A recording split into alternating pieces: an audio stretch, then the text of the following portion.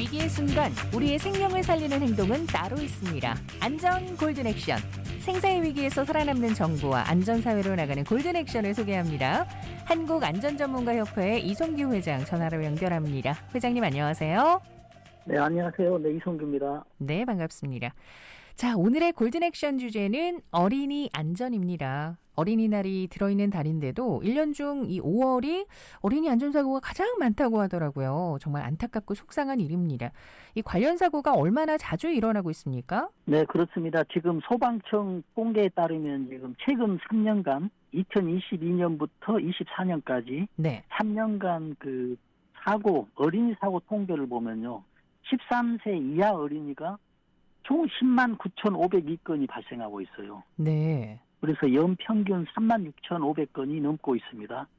특히 이제 연중에서 보면은 지금 말씀하신 대로 5월 달이 사고가 굉장히 많습니다. 제일 많거든요. 네. 5월 달이 11,600건, 6월 달이 11,300건, 7월이 1,700건, 5월이 가장 많고 그 다음에 6월, 7월 이런 순으로 이제 어린이 안전사고가 많이 발생하는데 이때가 지금 야외 활동이 가장 많은 시기이기 때문에 이런 위험도가 좀 높다 이렇게 지금 분석이 되고 있습니다. 네. 연평균 3만 6천여 건인데 5월부터 7월까지 각각 만여 건씩 발생한다면은 뭐 이 시기에 거의 대부분의 안전사고가 일어나고 있는 것 같습니다. 구체적으로 어떤 사고가 가장 많은지요?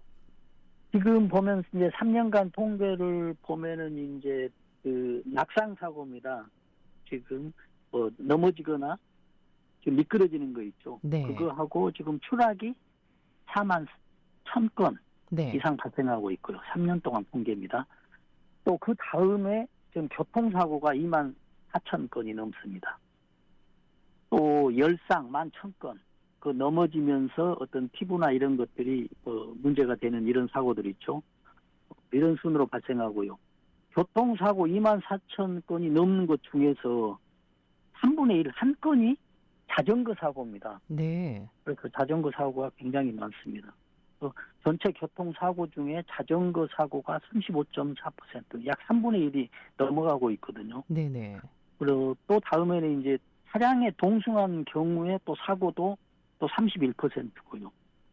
또 보행자 사고가 22.5%로 분석되고 있습니다. 특히 이제 교통사고가 이렇게 많이 발생하고 있다라는 이런 분석이 나오고 있습니다.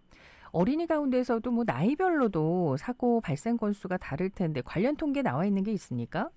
네, 그렇습니다. 지금 말씀하신 대로 3년 동안 이제 통계를 보면은 12세에서 13세가 지금 사고가 제일 많아요. 아, 그래요? 2만 2천 건이거든요. 네. 12세하고 13세는 지금 초등학교 5, 6학년이라는 얘기거든요. 네. 그래서 어린이 중에서도 초등학교 5, 6학년이 제일 많고 그 다음으로 보면은 0세에서 1세 이하가 2만 건이 또 넘습니다. 네.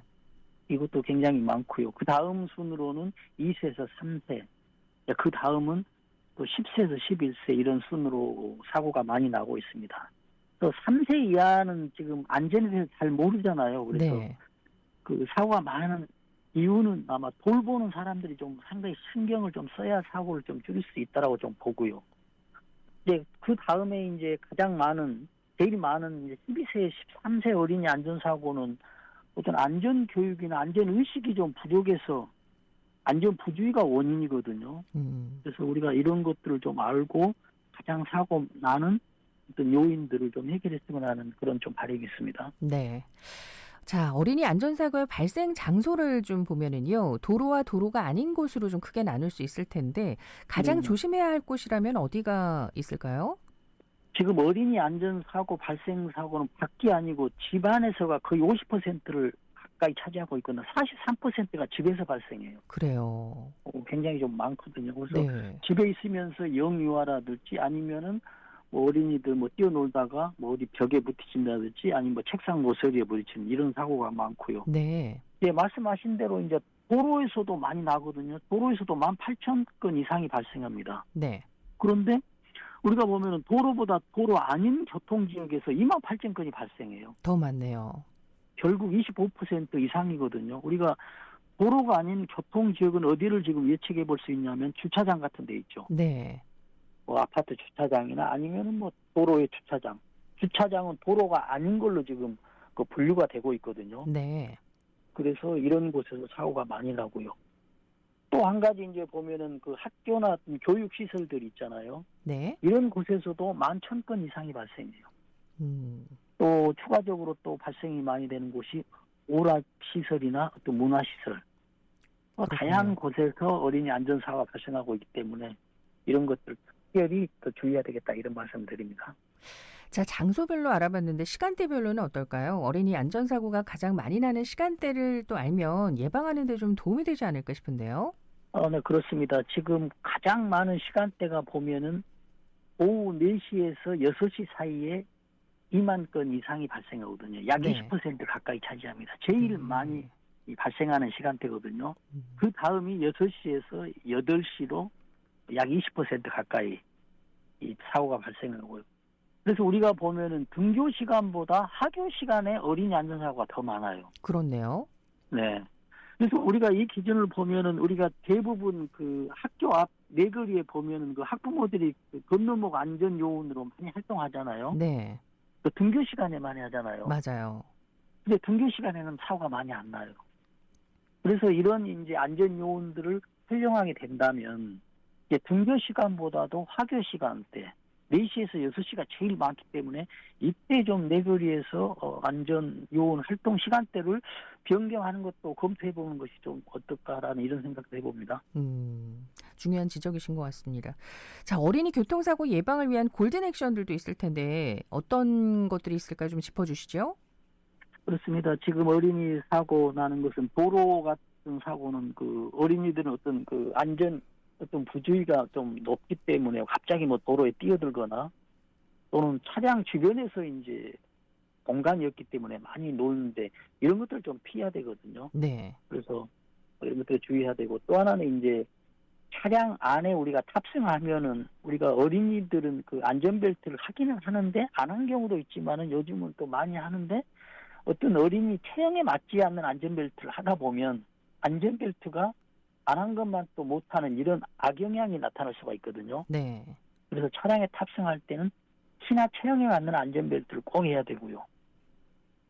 근데 중요한 것은 학교나 이제 집에서도 어떤 안전교육을 합니다. 학교 같은 경우에. 근데 학교에서도 어떤 교육을 했냐 안 했냐 이게 중요한 게 아니라 어떻게 안전교육을 받고 어린이들의 안전의식이 좀 높아졌냐 이게 이제 여부가 중요하거든요. 네. 그래서 결국은 저는 이런 생각을 합니다. 학교 안전교육도 이제 세부적인 안전교육, 어린이들이 안전을 습득할 수 있는 교육도 굉장히 중요하고요.